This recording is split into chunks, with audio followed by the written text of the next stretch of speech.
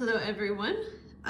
We are going to be learning how to read solubility curves, which look pretty complex, but they're actually not as hard as you would think.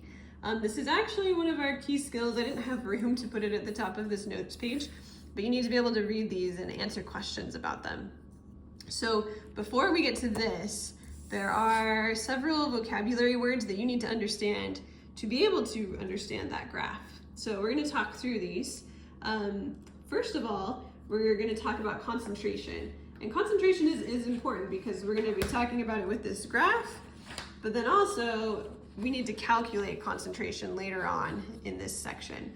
And there will be a lot of different ways that we're going to use that deal with concentration and its calculation. So our definition of concentration, it is a ratio. So as you've noticed, we like ratios in chemistry. We can use them as conversion factors. So concentration is a ratio. It is how much of one substance is mixed with another substance. So if a substance is very concentrated, that means it has a fairly large amount of solute per solvent.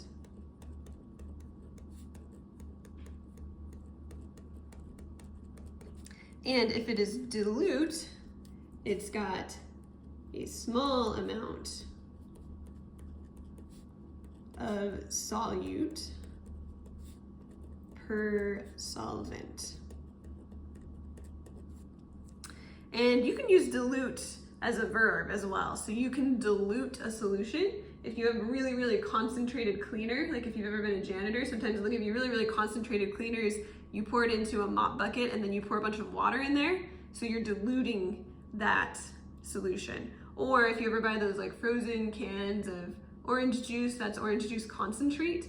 So you dilute it by adding a lot of water. So these should be familiar terms to you. A couple other vocabulary words. When we talk about solutions, solutions can either be saturated, unsaturated, or supersaturated. So it turns out when you're dissolving stuff, especially dissolving stuff in water, there is a maximum amount of each substance that can be dissolved. For example, if you try and dissolve salt in water, it will work, but eventually if you keep adding more and more and more salt, it will just sink to the bottom. You won't be able to dissolve anymore. So at that point, the solution is what we call saturated. So saturated is where we have the maximum amount of solute dissolved. If a solution is unsaturated, that means we have not yet reached that point. So we could still dissolve more in our solution. So if a solution is unsaturated, that means we have less than the maximum amount of solute dissolved.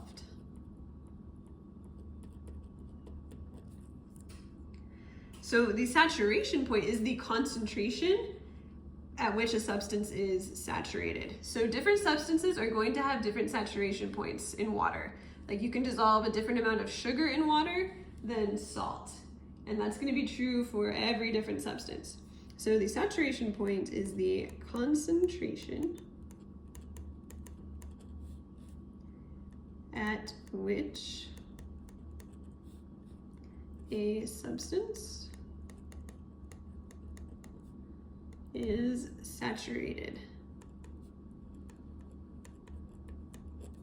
Okay, and then finally, one more word. There is something called supersaturated. So if you heat up water, it will be able to dissolve more than its maximum amount at a lower temperature. So you can actually supersaturate the solution. Then if you cool the water back down and the solute stays dissolved, you now have a supersaturated solution. It's got more dissolved than the maximum amount. And that usually makes the solution sort of unstable, like it will crystallize really quickly, or the solute will kind of come out of solution. But it is a state that you can reach. So supersaturated is where you have more than the maximum amount of solute dissolved. All right, so let's now look at our graph. So we have on the x-axis temperature and on the y-axis solubility. So the number of grams that can be dissolved in 100 grams of water, which is basically like a concentration. We've got grams per grams. So you see there's tons of lines here. Each of these lines represents a different substance and how soluble it is in water. So if you get a point right on the line, like this little star right here, this means that at 30 degrees Celsius, you can dissolve 10 grams of this compound, potassium chlorate. You can dissolve 10 grams of it in 100 grams of water, and then it will be saturated. So anything on the line is saturated. If I try and find a point and it's above the line, so if I said, okay, I've got 20 grams of potassium chlorite at 30 degrees Celsius and it's dissolved in 100 grams of water, that point would be right here. That is above my potassium chlorate line.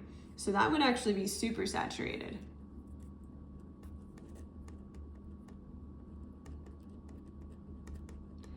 And then if your point ends up below the line, so let's say you only have 5 grams of potassium chlorate at 30 degrees Celsius in 100 grams of water, that's below the line, so that's going to be unsaturated. We don't yet have the maximum amount because the maximum amount is 10 grams.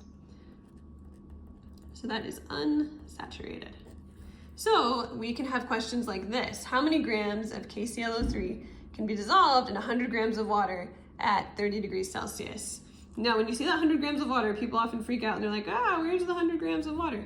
And that's just telling you that this this matches with our unit on the y-axis. So the y-axis is measuring the number of grams that can be dissolved in 100 grams of water. So we can basically ignore that. And it wants to know how many grams of KClO3 can be dissolved at 30 degrees Celsius. So this is the point we've been looking at. We go over to 30 degrees Celsius. We're looking at KClO3, that's this line right here. So we see, at 30 degrees Celsius, we can have a maximum of 10 grams, and then we're saturated. This next question is asking about KCl, which is this straight line right here. It says a solution of KCl at 30 degrees Celsius, so this same temperature, has 20 grams dissolved. So that's right here.